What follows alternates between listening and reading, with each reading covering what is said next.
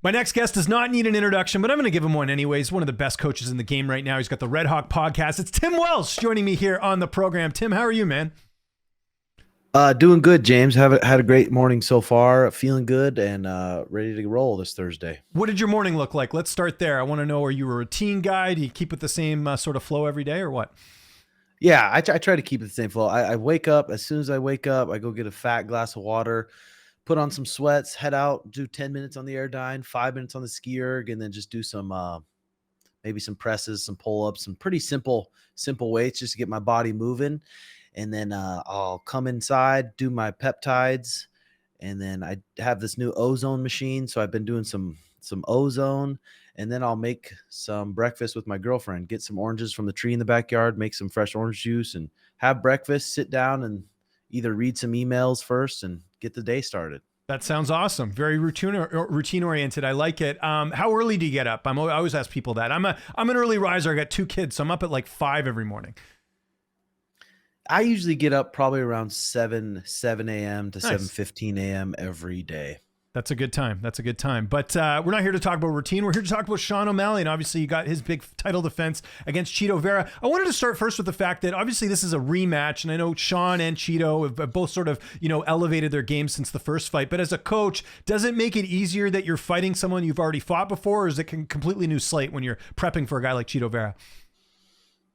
Yeah, completely new. Chito's a good kickboxer. He's got strong, durable shins. He kicks really hard. He doesn't move a ton. He doesn't have any like really great takedowns. There's not really a fight where he's really taken people down. But he hits hard, durable. He's got great cardio. He's got a good coach.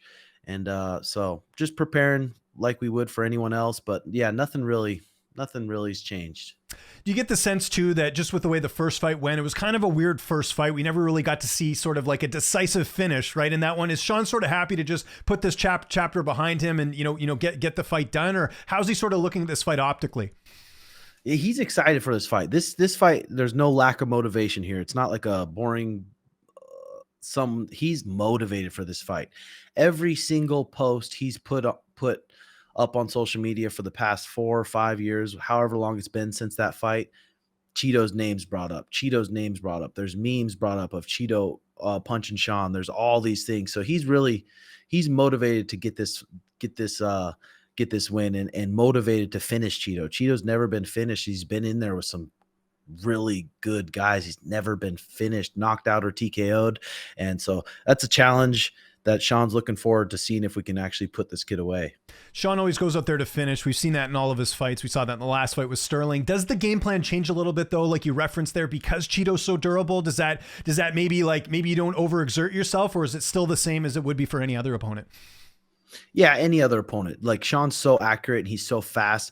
He rings people's bell and they don't even know where it came from. So just like every other opponent, once you hurt him, you see Sean does a good job of it in his last fights, just staying composed and not just going balls to the walls and empty the tank because you landed a good shot. Just staying composed the whole time, keeping his balance good, staying sharp, and just planning on punching him for 25 minutes. And if a knockout presents itself, then great, but not trying to knock him out early on. That's a good way to gas out. How much different is this camp as well without the injury, right? That was a big thing going into Sterling. I know you sort of had to work around that. I know you're never 100% going into a fight, but how much different is this camp just with a healthy Sean, right? It's so much different. That last fight camp was so stressful because we finally earned a title shot. It's this huge thing, and now we're dealing with this injury, and we cannot train at all how I want him to train.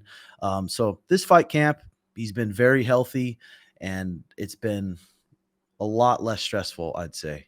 That's excellent. How's Sean looking? Again, we talked about the difference in camp. I know you're going to probably only say great things, but obviously, a really, like you said, a motivating fight for him with the fact of what happened the first time. How's he looking overall? It's strong. He's excited. He's super confident coming off 2 wins against Aljamain and Peter Yan. So confident, strong. He's bigger than he's really ever been. He's really turning into a man. He's hitting harder than he's ever been. So it's just, the fight can't come soon enough. I wish it was this weekend. Who's Sean mainly working with as far as training partners in the gym? Who's he getting a chance to sort of spar with and work with ahead of this fight? We got all sorts of guys coming in. So we have Kyler Phillips in here working with us. Next week we'll probably be sparring Mario Bautista. Tons of different guys. We got this kid coming up who's named Dorian Ramos. He's very tough. We got Ezra Elliott, Tommy McMillan, who's a 5-0 pro, who's very tough. I'm bringing in trying to find the best people I can, the most skilled kickboxers I can, and we have some very skilled people here in Phoenix, thankfully, and a lot of them are very good friends. So we've had some great sparring. Anything new for this camp, or has it pretty much just been business as usual like any other opponent? Yeah, it's been business as usual. I mean, the 5-round fight camps, they're long. We start at 10 weeks out, so it's a long fight camp, but every single fight we've had, we've made little improvements, and I feel like right now the fight camp is really dialed in really, really well. How do you keep him focused? Because there's obviously a lot of stuff outside the cage. It feels like every time he says something on a podcast, someone clips it. It's all over social media. I mean, I know the most recent one, we don't need to get into that, but like, how do you keep him grounded from that? Because he's a young guy. I'm sure he sees what's going on online. He's good about that. I mean, he's good at not letting that stuff affect him too much. Obviously, it affects everyone a little bit, but he's like, it's weird. It's weird now because we can't even go to a store. You can't even go anywhere without people starting to line up for photos and pictures. So he's actually becoming an actual real superstar, and it is changed a lot. But focus, he's always good at staying focused. I never need to remind him to work hard. I never need to remind him to do his cardio or never need to push him. He's doing that on his own himself. At all his workouts, every one of his workouts, he's 20-30 minutes early. So motivation wise, he's always motivated and focused. I've never even had to deal with that at all. Yeah, not that he needs more motivation there, but this card is stacked. I mean, people are saying, and I would agree with them, that this card's better than UFC 300. Like, is that something he's aware of as well? Of like the magnitude is what he's got here. He's headlining this, arguably the best card we've had in a very long time. Yeah, and it's in Miami, That and too, it's against Chito, who he wants to beat up Chito more than anyone in the UFC. So it's super exciting how it all lined up. Do you remember actually what UFC 199 was like? Was it super stacked also? No, I don't think so. I'm gonna look that up right now. We're gonna do this in real time. I don't remember. I remember UFC 200 because I went and covered that. So that was Bisping and Rockhold, the rematch where Bisping got the big upset, and that was supposed to be, if I'm not mistaken, Rockhold and Weidman getting their rematch. So Bisping steps in on short notice. He gets it. I'll just read the main card here quickly. It was Bisping and Luke Rockhold, Dominic Cruz, Uriah Faber for the bantamweight title. Cruz won that fight. Holloway and Ricardo Lamas, and Dan Henderson and Hector Lombard. Dustin Poirier and Bobby Green was on the undercard. Ortega was on the undercard. It was a pretty good card. Even Sean Strickland was on the card. He fought Tom Breeze, but not to, I think, the level of what we're going to see here at UFC 299. If you look at we've got like Mateusz Gamrot on the undercard. That's how stacked this card is, right? Yeah. So, I mean, UFC 190 was pretty stacked. So UFC 299, I mean, it's pretty crazy how stacked it is. It's going to be pretty awesome. Prediction for the fight. I know this is more a Sean question, but without giving away the game plan, I think it's pretty obvious you want to go out there and finish, but just how do you see the fight unfolding with as much as you can tell us without giving away the game plan? Yeah, like I said, the main focus is we're preparing his body, his legs, his mind, everything for 5 rounds, 25 minutes. He's going to be ready to push for 25 minutes. But I just don't see Chito being able to catch him. I think in the big cage, I think Sean's going to be too fast. If we decide to take him down and get on top and half guard, we have Taquinho Mendes, who's one of the best half guard guys on top, one of the ADCC champion. He's one of the best guys to ever do it. And we saw what Chito looked like underneath Corey Sandhagen. So if we decide to take him down, great. But five minute rounds, plan on making it a war. But I do see Sean probably knocking him out. I know you've kind of talked about it a little bit, but the winner of the fight with O'Malley and Chito, is it Corey Sandhagen next? Is it Merab and Henry? Just as a coach, what fight would you like to see more? Because there's a lot of big fights ahead for O'Malley if he gets the title defense on March 9th. Did Corey say he's looking to get booked again, or is he just waiting around? No, my understanding is I think Corey's ready to go soon. I know he had the injury, right? Remember he fought injured against Rob Font, and then he, sort of was, I guess, getting that all figured out after the fight. My understanding is he's ready to go here pretty soon, but he does not have a fight booked. He's the only guy right now, I think, that's in that sort of that top, heap of the bantamweight division that doesn't have a fight booked. Yeah, so I'm curious if he's going to try to wait around for the winner of this fight or what's going to happen. And also, if Henry goes out there and finishes Merab, then that's a huge statement. And if Merab goes out there and finishes Henry, that's a huge statement. But what would I like to see next? Whatever's the biggest fight, whatever's going to bring the most eyes, the most attention. I know the Corey Sandhagen fight's bound to happen, and everyone wants to see that happen. And stylistically, that's such a fun matchup. And because Corey's he's so skilled everywhere. I'd be happy with any of them. All of them are just such tough tests, and I'm excited to hopefully get a matchup with all of them. If you had to rank them, I mean, I think most people feel this, and I'm curious to get your opinion on this. As far as like big fights go, would the order sort of go, Henry is the biggest fight if he beats Merab, then Sandhagen, then Merab? Nothing against Merab, but I think like marketing wise, Sandhagen and Cejudo would be kind of a bigger name. Is that kind of how you see that tier going? Not to saying this is actually happening, but I was just curious your opinion on that.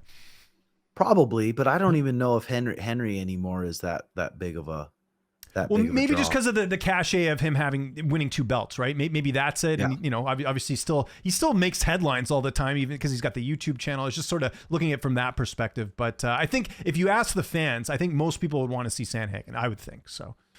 Yeah, I mean, I think diehard fans definitely would want to see Sandhagen just because that would be just such a sweet matchup. But anymore, you hear Henry talk. I think he's getting older. I think the younger bucks in the gym are probably putting the pace on him a little bit. He can't train as hard as he used to.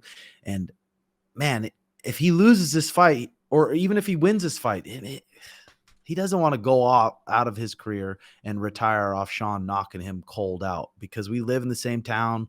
We're going to be similar events. We're going to be there. And I know that would burn Henry's little ego really, really bad. If Sean knocked him out flat, he'd probably want to maybe even move.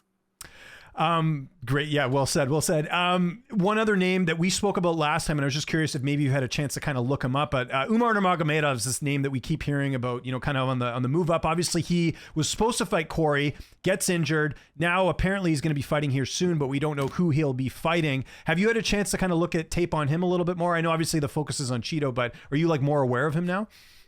Yeah, I'm definitely aware of how many fights he's pulled out of and how many fights have got canceled with him. Let me read real quick.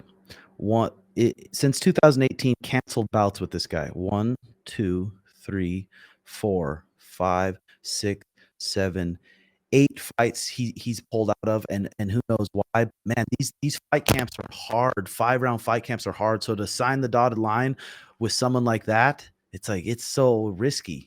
We've got to put in there something. If he pulls out, he owes us some sort of, because it takes a lot out of you, these 5-round fight camps. So to fight someone like that, we'd have to know he's going to show up somehow, because him pulling out that many times, that would be scary. Well, I think in some of those cases, to be fair, just playing devil's advocate here, I think some of them were his opponent. Like maybe the opponent couldn't fight or whatever. I know with Sandhagen, it was on his end, so we'll have to see. And I think the other thing too is there's some school of thought. Does he deserve an opportunity? Yes, he's undefeated, but maybe he doesn't have that a couple ranked wins that some would expect. I know Corey has touched on that as well too. Mm-hmm. Yeah, and something about Kyler Phillips told me, because he was booked against the Saeed guy. That's right. And he told me on the same week, and no one was really talking about it, I think 3 or 4 of those Russians from that team pulled out of their fights. I'll have to look that up. Yeah, I got to check the same week. So that's weird. Who knows what they got going on over there? But yeah, I mean, Umar's a beast, obviously. Yeah. Obviously, it's bound to happen if he can put a couple wins together. But I don't think he has any. Does he have any wins against top 10 guys?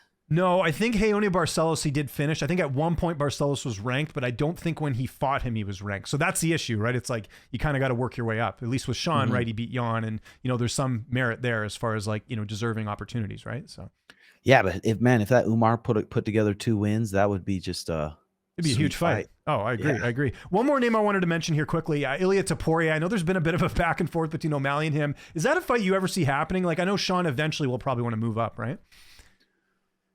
Yeah.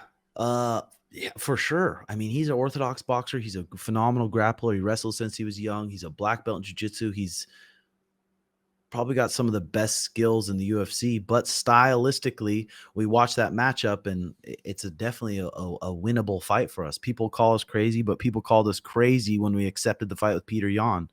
Yeah. And everyone said Aljamain Sterling is going to run through Sugar too. So Sean's got a lot of confidence, and he's got an athlete. He's got the discipline to back it up, and he's a crazy athlete. So the sky's the limit. I truly believe it. Does Topuria beat Volkanovski next Saturday, do you think? I think he has a chance to clip him, and hurt him. But Volkanovski is another animal. You go back and look at his record again, and it's just these guys he's beating up and making it look easy. Ilia Topuria, he stands so sideways in this boxing stance, and you remember Volk at one point, did he weigh 240, 250 pounds? Back when he was playing rugby. He's got these dense bones and this big body, and guys that you spar like that. Jared Cannonier was the same way. He used to be a big heavyweight, and you feel the thud they have in their shots and the thud they have in their kicks and how powerful they are. We'll see if Volk. I'm curious to how Ilia Topuria take care of Volk's leg kicks. Yeah, it's going to be a really interesting fight. Just two more quick things I wanted to mention. I know last time we spoke, you mentioned how you were a fan of Sean Strickland, but I know Sean's kind of gone after O'Malley a little bit. Does that change your opinion at all? Or what do you think as someone who I know does like Sean, but obviously he's coming after your guy? Yeah, I mean, Sean Strickland respects Sean too. Even backstage of the last UFC, he's like, man, I talk shit, but that kid is the real deal. He's the real deal. So they both have respect for each other. I'm a fan of Sean Strickland, and him bad mouthing Suge. I mean, it really doesn't have anything to do with me. No, for sure. What did you think of Strickland going after that reporter at the UFC 297 presser? Because I was right beside the reporter when that happened. It was really weird. Did the reporter just kind of crumple in his seat, or was he kind of No, he was fighting back. He basically tried to bring up a quote that Sean did from a couple years ago, and so Sean wasn't having any of it, and he sort of went off on him and said, you're a weak man, and sort of it turned into this kind of heated thing, but it was entertaining for me. I was kind of sitting there going, oh, wow, like we're getting some extra entertainment here on Media Day, right? So I thought it was entertaining too, and I'm glad Sean Strickland called him out like that, because sometimes those reporters are just trying to set you up to make you say something stupid, so everyone online just hates on you. And he called him out, made him kind of look like a bitch. It was good.